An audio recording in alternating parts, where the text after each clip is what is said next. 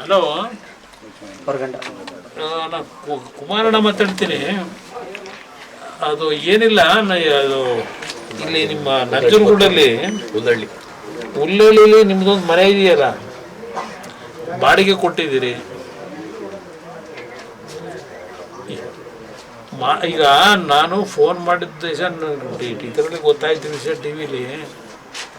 ಈಗ ಒಂದು ನೀವು ದೊಡ್ಡ ಮನಸ್ಸು ಮಾಡಿದ್ರೆ ಒಂದು 2-3 ವರ್ಷಕ್ಕೆ ಲೀಸಿಗೆ ಕೊಡಿ.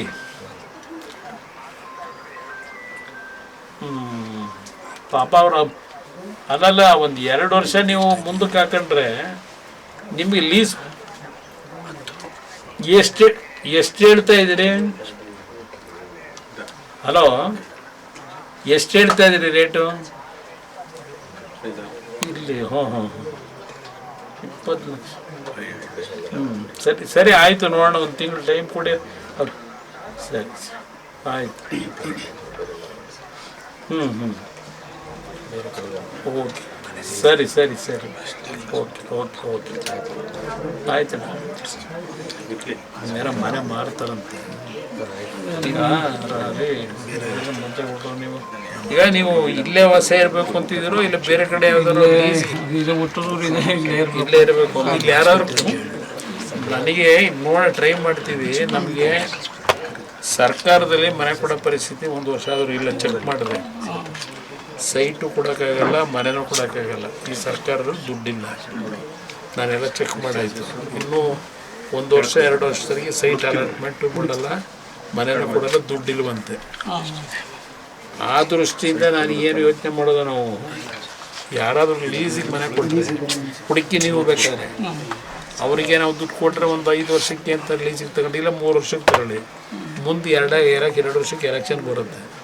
ಬಂದ ಮೇಲೆ ಆಮೇಲೆ ಏನಾದರೂ ಸರ್ಕಾರದಲ್ಲಿ ಮಾಡ್ಬೋದು. ಈ ಸರ್ಕಾರದಲ್ಲಿ ಡಿ ಸಿಗೆ ಎಲ್ಲರಿಗೂ ಈ ಕಾರ್ಯ ಮಾತಾಡ್ಕೊಂಡೇ ಬಂದೆ.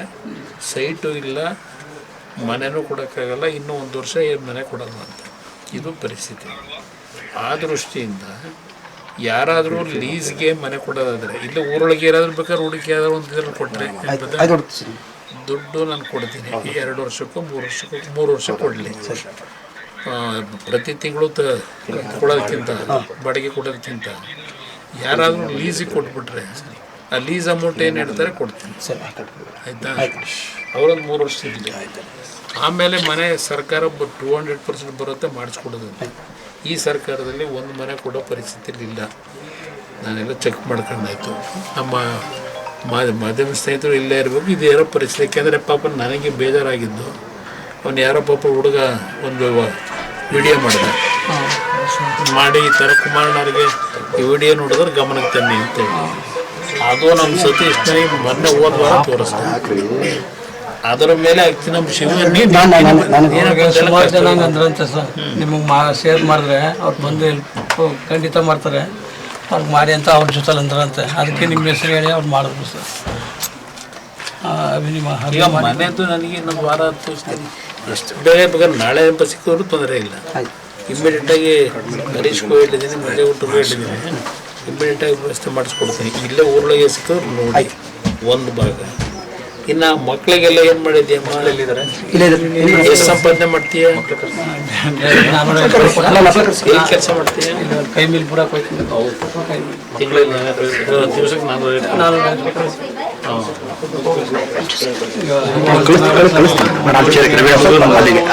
ಬೆಳಗ್ಗೆ ನಾಯಿ ಕಡಿಸ್ಕೊಂಡು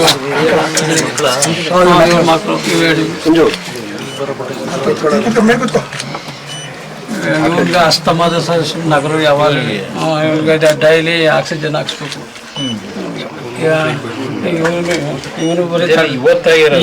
ಇವನು ಎಲ್ಲೆಲ್ಲಿ ಗಾಯ ಆಯಿತು, ಹುಷಾರಿಕೆ ನೀರು ಬರ್ತಪ್ಪ. ನಾಯಿ ಟಿ ವಿಲೆಲ್ಲ ನೋಡಲ್ವಾ, ನಾಯಿಗಳು ಕಚ್ಚೋದು ಇದೆಲ್ಲ. ಈಗ ಕರ್ಕೊಂಡು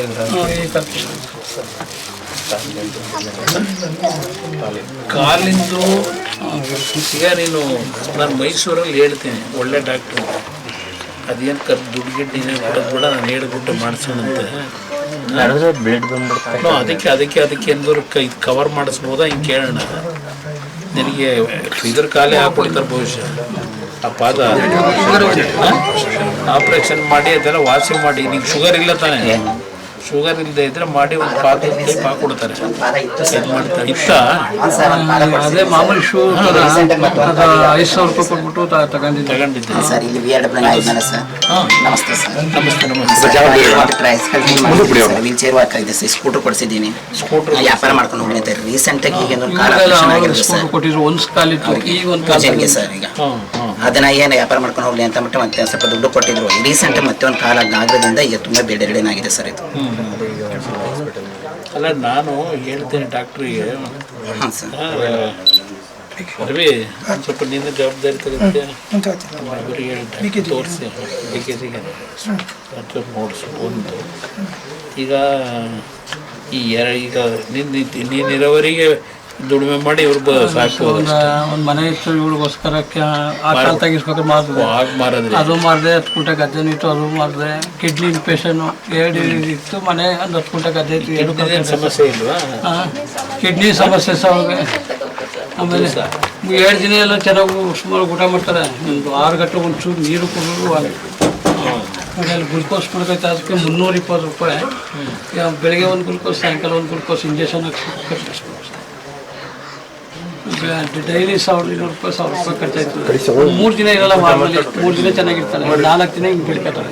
ಈಗ ಏನಾದರೂ ನಿನಗೆ ಇಲ್ಲೊಂದು ಅಂಗಡಿ ಹಾಕ್ಕೊಟ್ರೆ ಅದರಲ್ಲಿ ಯಾರು ಜೀವನ ದುಮ್ಮೇನೂ ಇರ್ತದೆ. ಅಂಗಡಿಗೆ 450 ಕೊಡ್ತಾರಂತ ತಿಂಗಳು ದಿವಸಕ್ಕೆ. ಇವರು ಏನಾದ್ರು ಇಲ್ಲೊಂದು ಅಂಗಡಿ ಹಾಕ್ಕೊಟ್ರೆ ಜಾಗ ಒಂದು ಅಂಗಡಿಗೆ ಏನಾದರೂ ಪಂಚಾಯತಿಂದ ಅವರೇನೋ ಅಂಗಡಿ ಹಾಕಲಿಕ್ಕೆ ಒಂದು ಸಣ್ಣ ಸರ್. ಈಗ ಇಬ್ಬರಿಗಾಗಿದೆ ಸರ್. ಈ ವರ್ಷ ಇಬ್ಬರಿಗೆ 1 ಲಕ್ಷ ಶಾಂಕ್ಷನ್ ಆಗಿದೆ ಸರ್. ಇವ್ರಿಗೆ ಈಗ ರೀಸೆಂಟ್ ಸ್ಕೂಟರ್ ಕೊಟ್ಟಿದ್ದೀವಲ್ಲ ಅಂತ ಇದು ಆಗಿತ್ತು ಸರ್. ಈಗ ಒಂದು ಅಂಗಡಿ ಹಾಕೊಂಡ್ರೆ ಒಂದು ಆಯ್ತು ಸರ್. ಈ ಸತಿ ಆಧಾರ ಯೋಜನೆಯಲ್ಲಿ ಫಸ್ಟ್ ಪ್ರಿಫರೆನ್ಸ್ ಇದೆ.